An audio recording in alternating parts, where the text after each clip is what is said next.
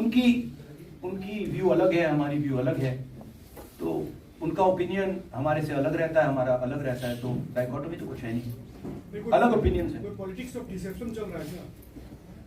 नहीं, अलग view points हैं। उनका व्यू पॉइंट दूसरा है, हमारा व्यू पॉइंट दूसरा है, विचारधारा दूसरी है, विचारधारा की लड़ाई है। उनको अपनी व्यू पॉइंट रखनी चाहिए। जैसे मैंने कहा, अगर वो अपनी व्यू पॉइंट बदल दें तो हमारे लिए प्रॉब्लम हो जाएगी, क्योंकि हम अपने व्यू पॉइंट को अच्छी तरह नहीं समझ पाएंगे।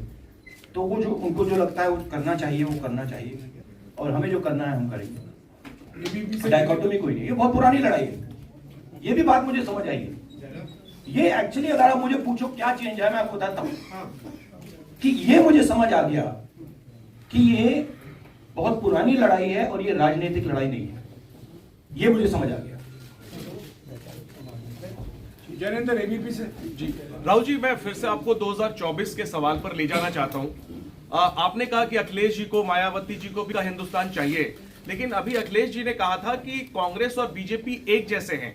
सवाल मैं ये पूरा करना चाहता हूं कि एक तो इस पर आपकी क्या प्रतिक्रिया है, और दूसरी बात ये कि आपने कहा कि बीजेपी के खिलाफ जबरदस्त एक सवाल प्लीज, आपने पूछ लिया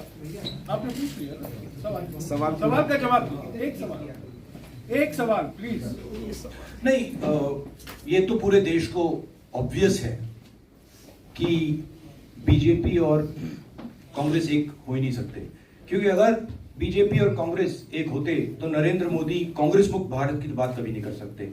मतलब हो ही नहीं सकता कि अगर बीजेपी के नेता कह रहे हैं कांग्रेस मुक्त करो, इसका मतलब वो कह रहे हैं कि बीजेपी को भी मुक्त करो, बीजेपी इसको भी मिटा दो।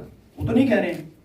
तो ये तो पूरा देश जानता है कि कांग्रेस और बीजेपी आइडियोलॉजिकली बिल्कुल अपोज हैं, और ये पुरानी लड़ाई है, पुरानी विचारधारा की लड़ाई है।